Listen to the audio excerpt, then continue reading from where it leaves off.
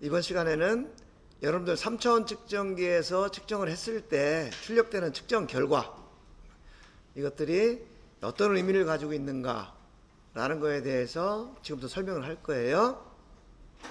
근데 여기서 참고로 여러분들이 좀 이해를 할 것은, 지금 내가 설명하는 것은 여러분들이 실습 시간에 사용하는 그 뉴로매저라는 소프트웨어를 위주로 설명을 하는 거예요. 근데 여러분들이 나중에 취업을 해서 회사에 가서 일을 하다 보면 뉴로매저 뿐만 아니고 다른 장비들, PCDMS라든지 칼립소라든지 이런 여러 가지 소프트웨어를 사용할 수가 있어요. 근데 그 소프트웨어에서는 또 표현이 좀 다를 수가 있어. 그래서 자기가 사용하는 제품이 어떤 특성을 가지고 어떻게 표현을 하느냐를 잘 이해를 하는 것이 필요한데, 기본적으로는 원리가 다 같다. 그래서 이 내용을 잘 이해를 하면 다른 제품을 사용할 때도 크게 도움이 될 거다, 이렇게 생각을 하시면 좋겠어요. 그래서 오늘 공부를 하는 목적은 측정 결과에서 사용되는 표현들이 어떤 의미를 가지고 있는지를 여러분들이 잘 이해하게 하는 거, 이게 수업 목적이고요. 그 다음에 프로빙 형체, 측정 결과 항목, 그 다음에 측정 결과에서 여러 가지 옵션을 지정하는 기능, 이런 것들에 대해서 살펴볼 거예요. 여러분들이 측정을 하는데 어떤 형체를 직접 측정을 할 수가 있는 경우가 있고, 프로브를 이렇게 프로빙을 해서, 근데 어떤 경우에는 직접 프로빙을 할 수 없기 때문에 1차적으로 프로빙해서 계산한 그 결과를 가지고 다시 어떤 조합해서 결과를 계산해야 될 경우가 있어요. 예를 들면 여러분들 공구현미경에서도 이런 제품을 측정을 했는데, 예를 들어서 요 점에서 요 점까지의 거리를 측정을 한다. 이런 경우에 이거는 직접 프로빙을 할 수가 없어요. 여러분들 공구현미경에서도 이걸 했죠. 했는데 그때 여러분들이 착각한 것 중에 하나가 뭐냐면, 자, 제품이 이렇게 돼 있으니까, 요 점을 딱 측정을 하고 요 점을 측정해서 요 두 점 간의 거리를 구한다, 이렇게 생각을 했었죠. 근데 이거는 접촉식뿐만 아니고 비접촉식에서도 이렇게 하면 안 된다. 왜냐? 지금 요 부분이라는 게 뭐가 돼 있다 그랬죠? 여러분들 제도할 때 생각해 보면, 뭐 못되기 얼마로 해라 이렇게 지정을 하고, 특별히 표시하지 않은 못되기는 뭐 R 0.3 이런 거를 노트란에 기록한 기억이 나죠? 그게 뭐냐 하면, 요 부분이 날카로우니까 요 부분을 못되기를 해라. 실제는 제품이 어떻게 생겼냐 하면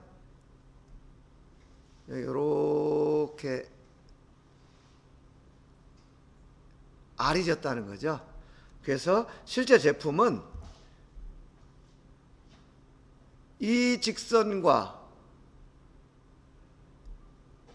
이 직선이 만나는 점은 어디예요?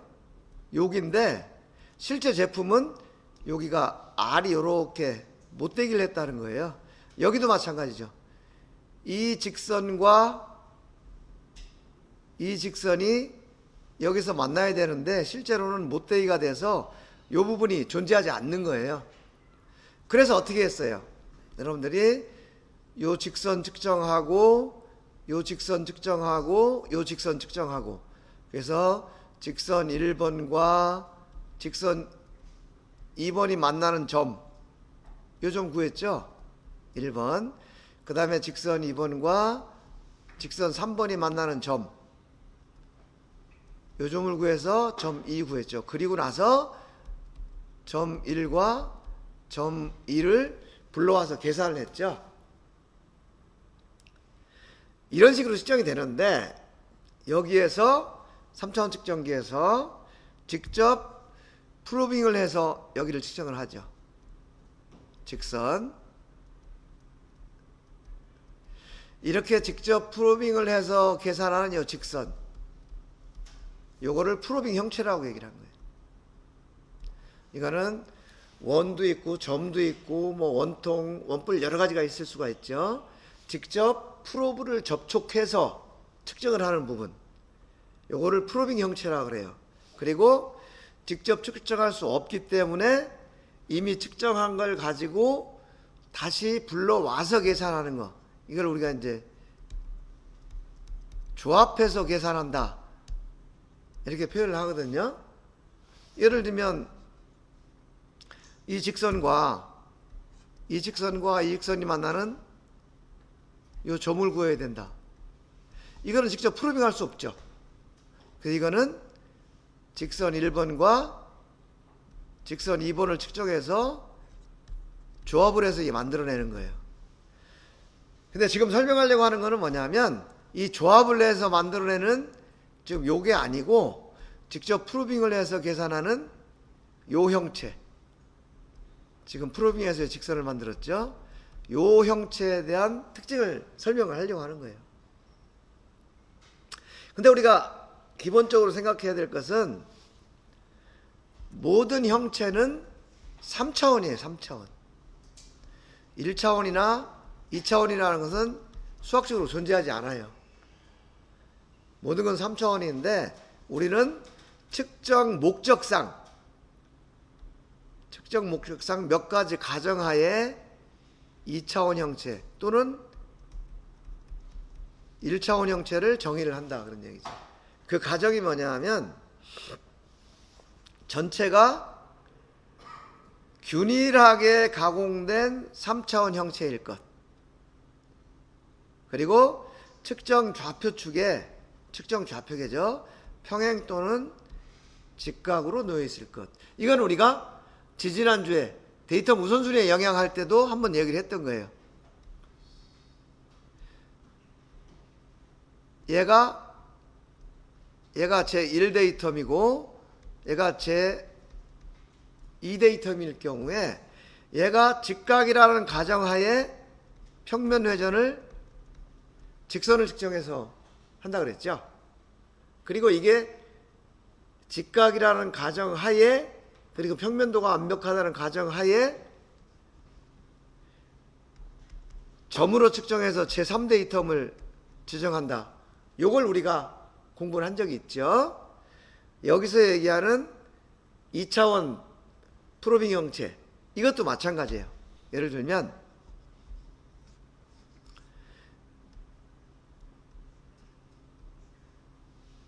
이거는 원통이에요. 그렇지만 우리는 이 원통을 어떤 때는 원으로 측정을 해요. 원으로 측정한다는 것은 어느 한 단면을 잘라서 측정하는 거죠. 이 어느 한 단면이라는 것은 ACS, 그죠? Any Cross Section. 이 한 단면을 잘라서 측정할 때 이거를 원으로 계산을 하고, 이 원이라는 것은 2D란 말이죠.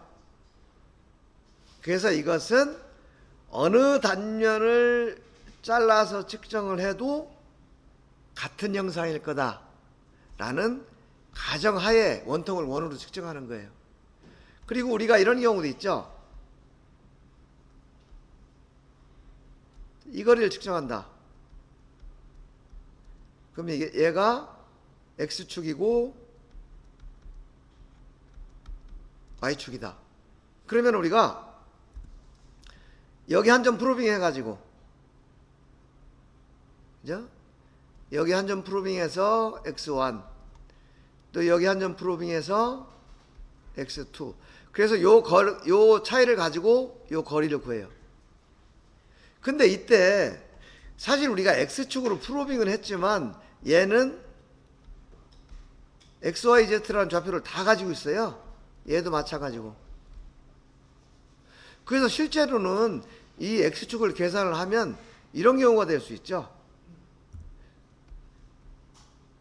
제품은 이렇게 있는데 나는 측정은 한 점은 여기다 측정을 하고 한 점은 여기다 측정을 했어. 그럼 이 거리는 뭐가 돼요? 이 대각선 거리가 되겠죠. 이 대각선 거리.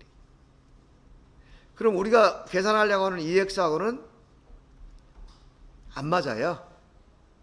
그렇지만 우리가 여기서는 측정하려고 하는 것이 요 폭을 측정하려고 하는 게 명확하고, 그 다음에 여기서 X 말고 Y하고 Z는 우리가 관심 있는 부분이 아니에요.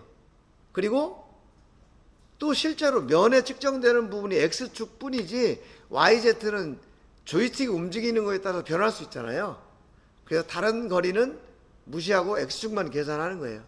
이런 식으로 프로빙 형체에서 계산할 때는 어떤 가정하에 측정을 한다.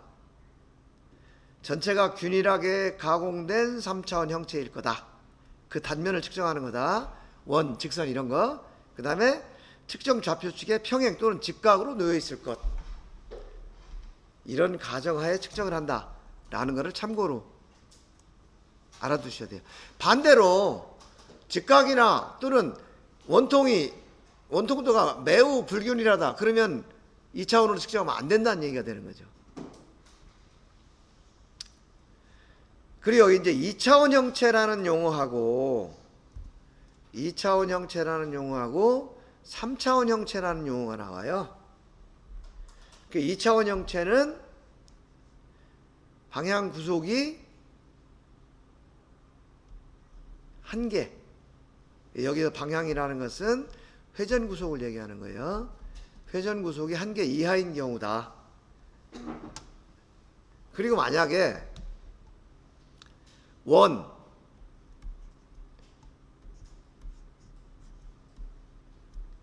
이렇게 가공이 됐는데 이 형상이 3차 3차 데이텀일 경우에는 얘가 원이 될 거예요. 2차원 형상이죠. 근데 만약에 얘가 1차 데이텀으로 이 데이텀이 주어졌다 그러면 얘는 1차이면은 원이 아니고 얘는 원통이 될 거다. 왜냐? 회전 구속을 두 개를 해야 되니까. 그래서 여러분들이 누르메저에서 실습을 할 때 평면을 가지고 1차, 직선을 가지고 2차, 원을 가지고 3차 데이텀 이렇게 하는 경우가 있었고, 또 하나는 원통을 가지고 1차, 직선을 가지고 2차, 점을 가지고 3차 이렇게 했을 때가 있었을 거예요. 그건 왜 그러냐면 1차 데이텀에서는 회전 구속이 두 개가 필요하기 때문에 원통으로 여러분들 측정을 했던 거다. 3차원 형체는 회전 운동 구속 성분이 두 개를 가지고 있다 라는 거고요. 이런 거예요. 그냥 원을 측정한다. 그럼 얘는 2차원 형체가 돼요. 측정을 할 때 조이스틱이 움직이는 Z축 때문에 요만큼 매치가 아래 위로 움직일 수가 있어요. 근데 이 부분은 우리가 의도한 게 아니기 때문에 무시하고 계산을 한다라는 거죠. 만약에 이것까지 다 고려를 해서 계산하면 얘는 원이 아니고 타원이 돼요. 그러니까 이 지름하고 이 지름이 서로 다른 타원이 된다 라는 거 여러분 개념적으로 이해를 하시고요. 그 다음에 이게 2차원 원이 아니고 3차원적인 원을 계산하겠다 그러면은 얘는 반드시 이게 이 3차원 원이 어느 면에 투영이 되기 때문에 3차원인가 이걸 반드시 지정을 해줘야 돼요. 예를 들면 여기 경사평면이 있다. 이 경사평면에 뚫린 원이다. 그죠? 그러면 측정을 할 때 이 경사평면에 있는 원이다 라는 걸 알려줘야 돼요. 그래서 여러분들이 요 경사평면에 있는 원을 측정할 때 어떤 옵션을 줬냐 하면 뭘 줬어요? 관계평면 지정이라는 옵션을 줬어요. 이 관계평면이 뭐냐 하면 이 원이 계산돼야 될 이 경사평면, 지금 요 부분이 되는 거죠. 그렇게 되면 이 3차원 원, 이거는 요 원 2는 축각을 두 개를 갖는 3차원 원이 되는 거죠. 근데 이때 이 축각은 뭐냐? 이 평면, 관계평면을 지정한 요 평면의 축각이 된다. 그런 개념으로 여러분들이 이해를 하면 좋겠어요. 그 다음에 우리가 또 형체를 따질 때 얘가 무한형체냐 유한형체냐 이런 걸 따지는 경우가 있어요. 무한형체, 유한형체. 주로 이제 프로빙 형체는 이제 유한형체로 계산하는데, 이건 뭐냐 하면 범위가 제한되지 않은 형체. 이거는 무한대로 확장되는 거죠. 이거는 무한형체라고 하는데, 예를 들면 이런 거예요. 제품이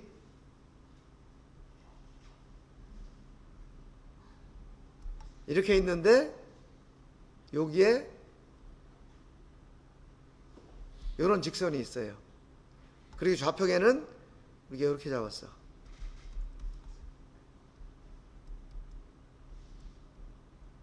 이렇게. 이때 우리가 만약에 요 직선을 측정한다고 생각해 보세요. 얘는 우리가 프로빙을 하면, 내가 프로빙을 여기서 여기까지 프로빙을 했으니까, 여기서 여기까지 프로빙을 했으니까 직선은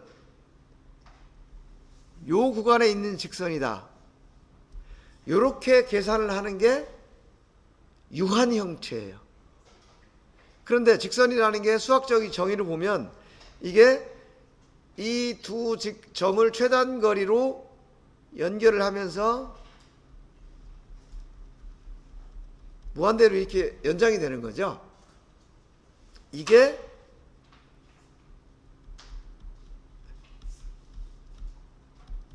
무한직선이에요.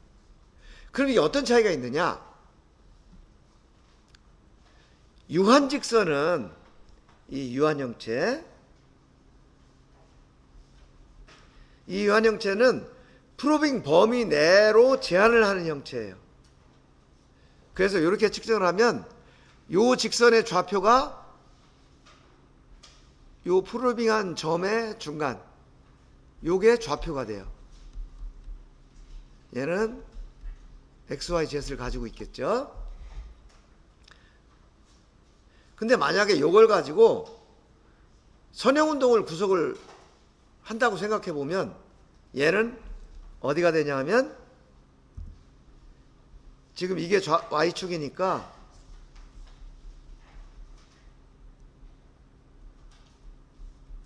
여기가 Y가 될 거라는 거죠. 그런데 무한직선은 계속 확장이 되니까 얘는 좌표계를 어떤 걸로 계산하냐면, 무한히 연장되다가 측정 좌표계하고 만나는 요게 Y 좌표로 계산이 돼요. 그러면 무한형체냐 유한형체냐에 따라서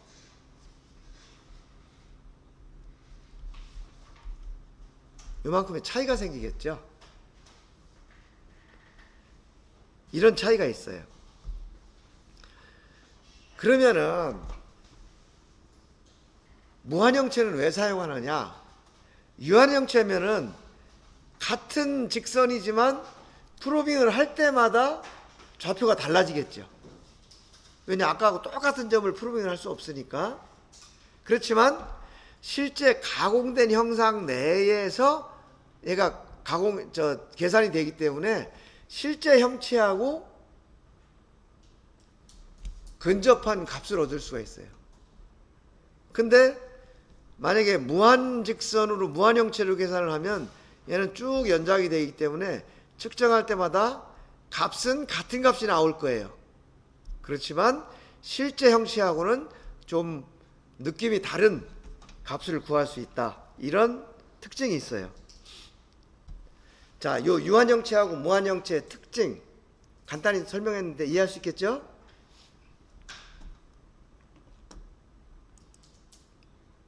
이런 특징이 있는 거예요. 만약 평면을 측정했다. 요 네 군데서 한 군데, 두 군데, 세 군데, 네 군데 측정을 했다. 그럼 얘는 좌표가 여기가 나와요. 여기 2번. 그러니까 어떻게 돼요? 여기가 유한형체의 좌표가 돼요. 근데 무한형체는 이 평면이 쭉 연장이 되면서 좌표축하고 만나는 요 1번.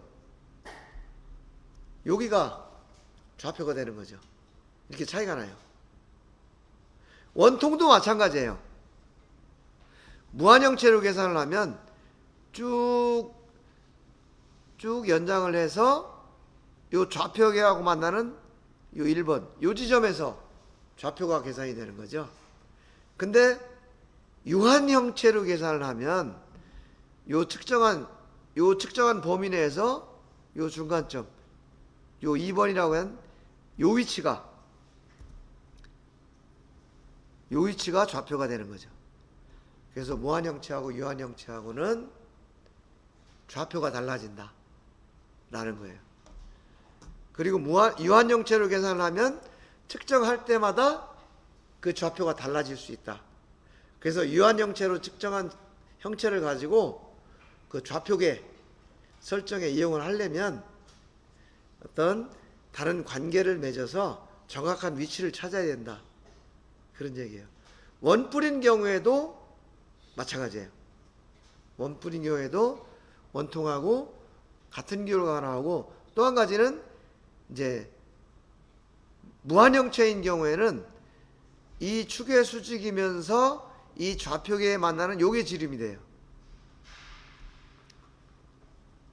근데 만약에 좌표계가 여기 이 밑으로 옮겨졌다. 그러면 이게 무한형체의 지름이 되겠죠. 유한형체는 측정한 범위 내에서 계산을 하는 반면에 무한형체는 이 좌표계와 만난 점에서 계산을 하기 때문에 좌표 지름 이런 게 달라질 수가 있다 라는 거고요. 그 다음에 이제 축각, 우리가 어떤 방향 구속 성분, 이게 이제 축각이잖아요. 축각인데 이 방향을 표시하는 방법에는 방향 코사인하고 축각하고 이 두 가지가 사용이 되는데, 수학적으로는 이 방향 코사인을 쓰는 게 맞아요. 이게. 근데 실제 우리는 이 축각을 많이 쓰고 있어요. 이건 왜 그러냐 하면 이런 거하고 비슷한 개념으로 보면 돼요. 여러분들 SI 단위계에서 각도의 단위가 뭐예요?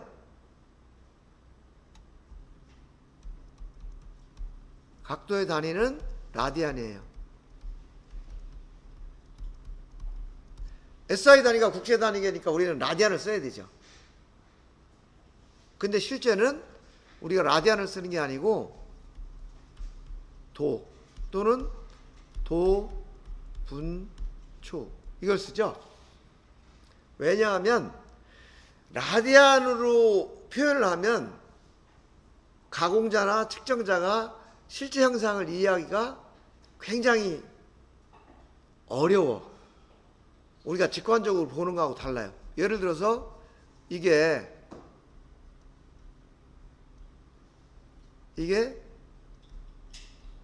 90도다.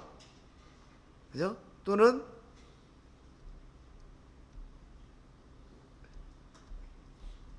이게 45도다. 이렇게 표현을 하면은 우리가 금방 알 수 있죠. 근데 만약에 어떤 각도가 있는데 이게 1라디안이다. 1라디안은 57도니까 이렇게 생겼을 리가 없고, 예를 들면 뭐 0.5라디안이다. 이렇게 표현하면 여러분 이게 무슨 말인지 이해를 잘 못하잖아요. 이런 비슷한 이유 때문에 3차원 측정기에서도 이제 축각이라는 것을 우리 투영각이라고도 하죠. 이걸 많이 사용한다, 그런 얘기예요. 자, 방향 코사인. 방향 코사인은 x, y, z 각 축이 이루는 코사인의 제곱을 합해서 1이 되도록 표시한 그런 방법이에요. 그래서 우리가 여러분들 자동 측정할 때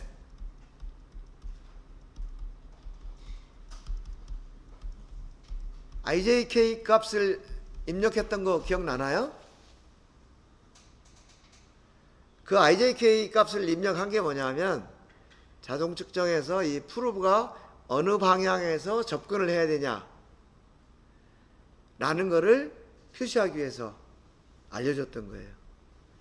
지금 여기 보면 Z축에 평행한 것은 K가 1, X축에 평행한 것은 I가 1, Y축에 평행한 것은 J가 1, 이렇게 표현해서 IJK로 표현을 한 거예요. 우리가 예를 들면 Z축의 수직인 어떤 방향이다. 즉 프로브가 Z축에 평행하게 수직하게 이렇게 접근을 한다. 그럼 여러분들이 방향을 어떻게 줬냐면 I는 0, J는 0, K는 1 이렇게 줬죠. Y축은 I는 0, J는 1, K는 0 이렇게 주고, X축인 경우에는 I는 1, J는 0, K는 0 이렇게 표시를 했어요. 그래서 XYZ축에 수직한 이런 거는 그냥 뭐 100, 010, 001 이렇게 하니까 간단한데, 예를 들어서 자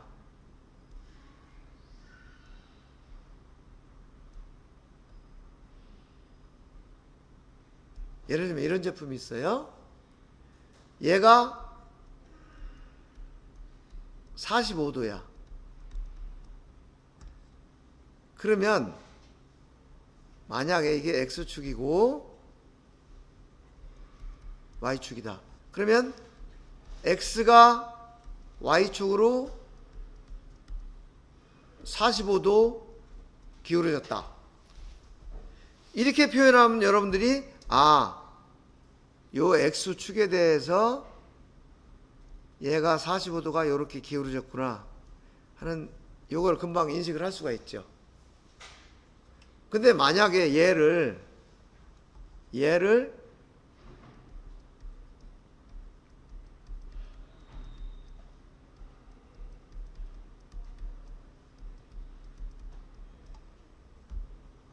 일이 아니고 0. I는 0.7, J는 0.7, K는 0. 이렇게 만약에 이 형체를, 이 직선을 표현을 했다면 여러분들이 이게 무슨 말인지 이해를 못할 거예요. 물론 뭐 수학을 잘하는 사람들이야 금방 이제 이게 X축하고 Y축하고 중간에 이게 놓여 있구나 이렇게 이해를 할 수 있지만, 일반적으로는 이렇게 표현하는 것에 익숙치 않다는 거죠. 그래서 우리가 3차원 측정기에서는 축각이라는 걸 써요. 그 축각도 이제 투영각이라는 걸 쓴다. 그런데 수학적으로는 방향 코사인을 써서 표현을 한다. 여러분들 축각, 그 투영각은 3차원 측정할 때만 쓰는 거야. 수학에서는 이런 표현이 없어요.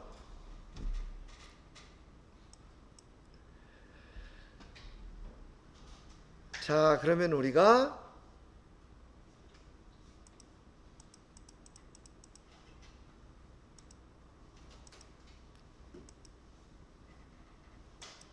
이 투영각에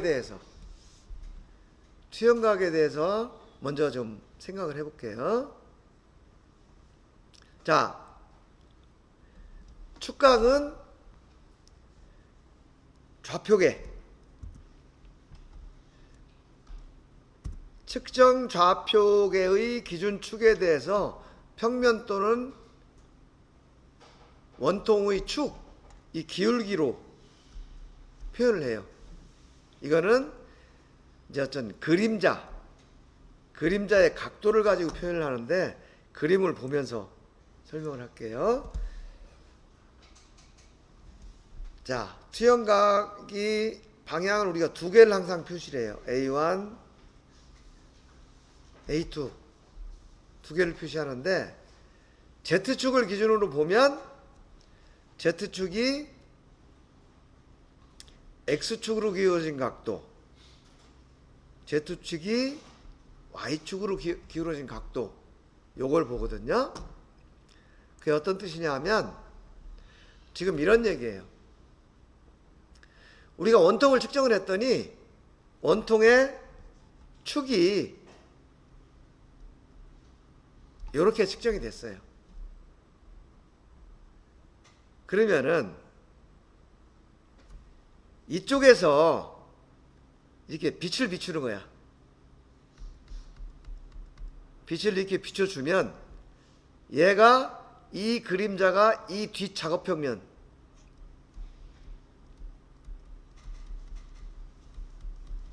작업평면에 그림자가 생기겠죠.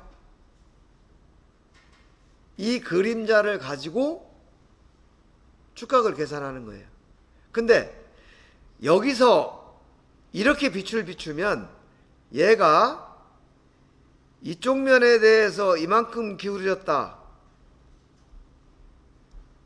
라는 건 표시가 될 수 있지만, 얘가 이쪽으로 이렇게, 이쪽 방향에 이렇게 기울어진 거는 표시가 안 나겠죠. 지금 여기에는 이렇게 기울어진 것만 표시가 나지, 이렇게 기울어진 거는 표시가 안 난다는 얘기예요. 그래서 이렇게 기울어진 각도를 알아내기 위해서 이쪽에서 빛을 비추는 거예요. 이쪽에서 빛을 비추면 이 똑같은 축이에요. 지금 이거하고 이거는 동일한 축이에요.